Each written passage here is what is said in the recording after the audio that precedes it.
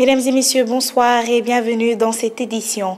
État, patronat et travailleurs sur la même table, la rencontre tripartite est organisée dans le but de trouver des solutions durables aux difficultés socio-économiques du moment. Le dialogue social amorcé hier entre les principaux acteurs est donc à suivre. Cheikh Adramé Diop. Autour d'une même table, État, employeurs et travailleurs s'inscrivent dans une dynamique d'accentuer un dialogue social pour une paix sociale durable. Les négociations sont ouvertes hier à la primature sur l'invitation du ministère de la fonction publique, du travail, de l'emploi et des organisations professionnelles. Sur la démarche, nous avons estimé que les 4 premiers points ayant déjà fait l'objet d'un travail préalable et arrêté par la commission dans laquelle étaient représentés et le patronat et les travailleurs et le gouvernement, il était question de discuter de ces points. Sur les 4 points prioritaires s'ajoutent d'autres, ce qui porte à 8 points la plateforme revendicative. Mais toujours est-il, selon Madame le ministre, des dispositions seront prises pour qu'il y ait des solutions durables. À ces 4 points prioritaires se sont ajoutés 4 autres points relatifs au coût du loyer, aux entreprises en difficulté, à la relance des entreprises en difficulté,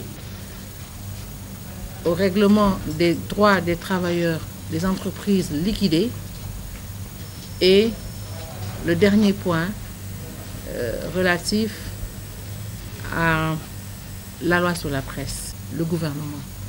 Donc c'est ça qui a été retenu. Il faut donc saluer l'engagement de toutes les parties prenantes pour en tout cas nous puissions trouver une solution durable à tous ces points revendicatifs. Les centrales syndicales qui ont pris part à la rencontre se disent à la fois sceptiques et confiantes, car tout dépend de l'issue que l'État va donner à ces négociations. Tout dépend de l'attitude du gouvernement, tout dépend de l'attitude du patronat. C'est le contenu des propositions et le niveau de satisfaction des revendications qui vont déterminer la suite à donner à notre plan d'action. Selon la tutelle, des rencontres sont prévues le 27 décembre et le 4 janvier prochain. Au même moment, les 18 centrales syndicales ont déposé un préavis de grève pour le 9 janvier prochain.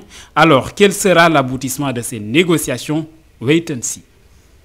L'aide publique au développement, les nouvelles tendances sont examinées au Sénégal. La réflexion est initiée par la Fondation Frédéric Ebert. C'est pour le renforcement des capacités des acteurs du développement.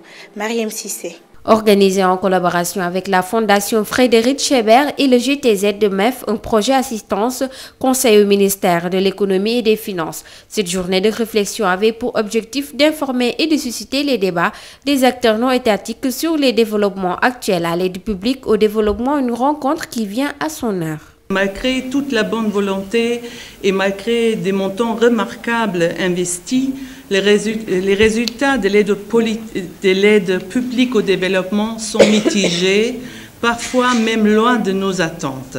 Une croissance économique implique pas automatiquement aussi que la pauvreté soit diminuée. Alors, ce n'est pas une automatique, il faut tenir compte de ces aspects quand on pose à une stratégie de croissance économique déjà. Vu la position qu'occupe le Sénégal, 157 sur 177 au rang de la pauvreté, l'Allemagne a jugé nécessaire de lui apporter son soutien. Cette journée d'échange avec les différentes parties prenantes va permettre aux acteurs de développement de discuter autour de ce thème choisi. La chancelière fédérale Angela Merkel a désigné cette rencontre en tant qu'événement majeur dans la voie vers un renforcement du partenariat entre l'Europe et l'Afrique. Et ceci à juste titre. Ce sommet, contrairement à certains jugements discordants, a été un grand succès commun. Dans une atmosphère amicale et constructive, les deux partenaires ont atteint une nouvelle qualité de la coopération avec l'adoption de la stratégie Europe-Afrique et le premier plan d'action. Ce séminaire qui regroupe les bailleurs de fonds, les représentants syndicaux, l'État, entre autres, a servi un cadre de discussion pour la mise en place du plan d'action de prolification de l'aide au bénéfice du Sénégal qui ressort de l'aide publique au développement. Déclaration de Paris. Une école de formation des officiers de la gendarmerie nouvellement implantée au Sénégal.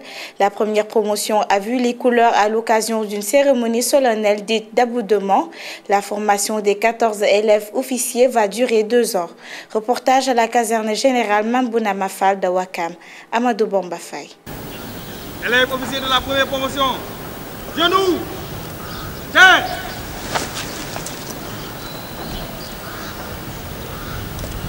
Adoubé.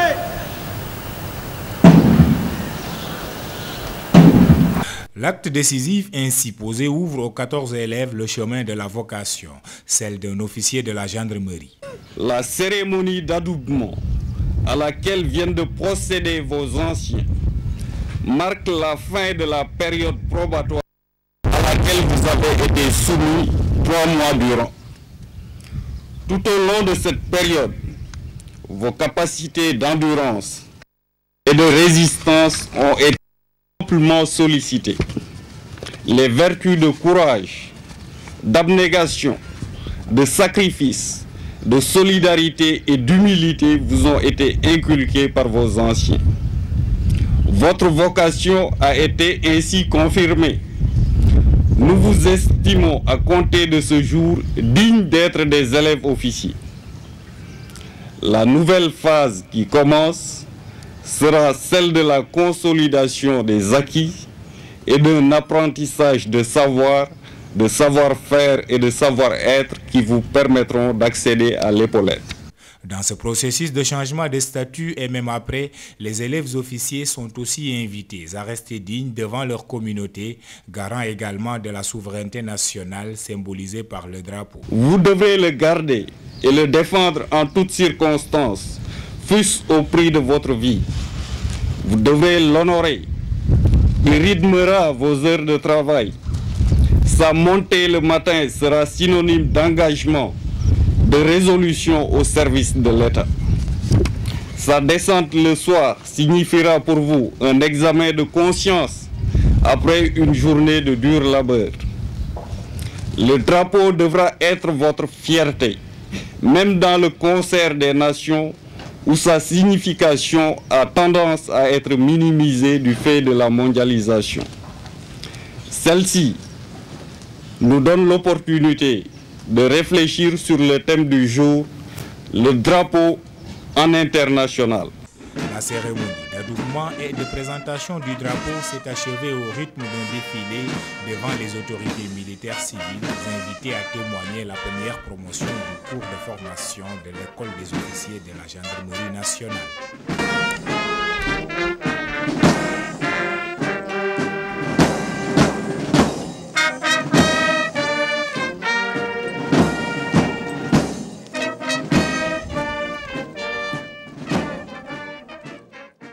Bamba, merci. L'école des officiers de la gendarmerie nationale est une nouveauté au Sénégal, une innovation qui tient compte des besoins en formation de qualité, mais aussi des réalités de la nation sénégalaise.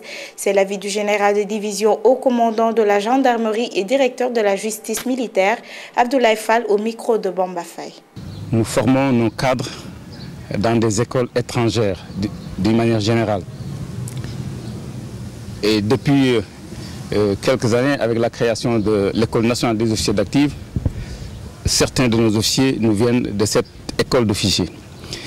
Mais le besoin en encadrement, se faisant de plus en plus sentir, avait apparu la nécessité de former nous-mêmes nos cadres. C'est pour cette raison que depuis 1 an, sur instruction de M. le Président de la République, nous avons décidé de créer cette école d'officiers.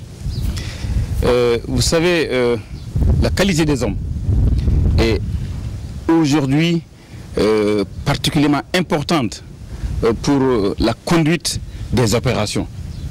Et la qualité des hommes repose fondamentalement d'abord sur la formation initiale, la formation continue, mais surtout sur l'entraînement. Et nous sommes dans une école où toutes ces activités sont concentrées. La formation des élèves officiers, mais également l'entraînement des hommes. Donc nous nous trouvons au cœur du sanctuaire où on cherche à inculquer à nos hommes les valeurs fondamentales de notre métier. à savoir d'abord les problèmes d'éthique, les problèmes d'honneur, mais surtout les problèmes d'engagement au profit de la société, au profit des hommes, au profit de la protection des institutions. C'est dans ces sanctuaires que toutes ces idées sont inculquées à nos hommes. Donc, cela, nous ne pouvons pas l'avoir à l'étranger. Il fallait créer cette institution de formation d'école d'officiers pour pouvoir nous-mêmes inculquer à nos hommes, à nos futurs chefs, les valeurs fondamentales, les valeurs cardinales que nous voulons donner à notre institution, la gendarmerie nationale. Fatick ambitionne de développer le tourisme de masse. La région est classée 4e au Sénégal. Le secteur génère 274 milliards de recettes avec plus de 75 000 emplois directs. Véritable atout dans le développement local. Moussa Kidira. Le sous-secteur du tourisme occupe une place privilégiée dans l'économie nationale. Il génère environ 274 milliards de recettes directes par an, avoisinant 4,6% du produit intérieur brut et plus de 75 000 emplois directs. La région de Fatick, qui ambitionne de développer le tourisme de masse pour booster son développement local, arrive en 4e position avec 123 réceptifs pour 4088 lits, ce qui représente 11% des capacités nationales d'hébergement. Il faut ajouter à cela que Fatick est depuis 2005 membre du club des plus belles baies au monde.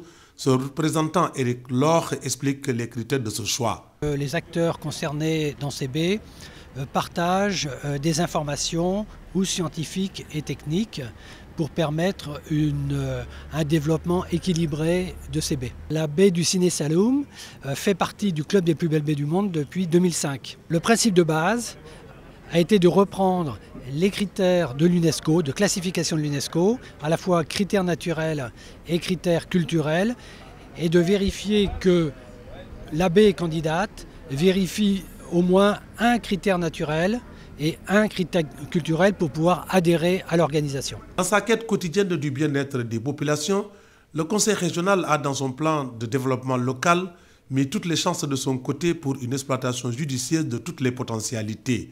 Des assises régionales sont organisées sur la question, auxquelles des partenaires français, italiens et marocains ont pris part. La phase, je dirais, des assises qui est là aujourd'hui, c'est une phase de partage de ces constats et quelque part aussi de construction pour les perspectives à venir.